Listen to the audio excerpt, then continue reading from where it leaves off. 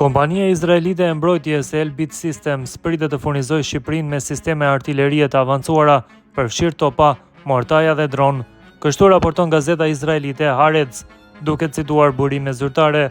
Sipas gazetarit Oded Yaron, marrëveshja është nënshkruar mes qeverisë së Izraelit dhe asaj të Shqipërisë dhe përfshin furnizimin me topa Atmos 155 mm të montuar në kamion, mortaja Spear 120 mm dhe dron taktik të modeleve Magni X dhe Thor. Edhe pse vlera e marrëveshjes nuk është bërë e ditur, sipas çmimeve të njohura publikisht, një sistem i vetëm artillerie mund të kushtojë deri në $5 milion.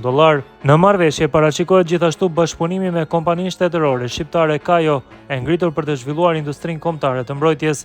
Sipas marrëveshjes me Izraelin, Elbit do t'i furnizojë fillimisht Shqipërisë me 10 dron dhe më pas do ta ndihmojnë në ngritjen e linjave të prodhimit të dronëve, si dhe të linjave të montimit për sistemet e artillerisë. Haaretz thotë se marrëveshja aktuale është një hap tjetër në forcimin e bashkëpunimit të sigurisë mes dy vendeve dhe lidhet me memorandumin e mirëkuptimit për bashkëpunimin mbrojtës të nënshkruar në korrik mes Tiranës dhe Tel Avivit. Marrëveshja pritet të sigurohet nga Ashra, kompania shtetërore izraelite për sigurimin e rreziqeve të tregtisë së jashtme.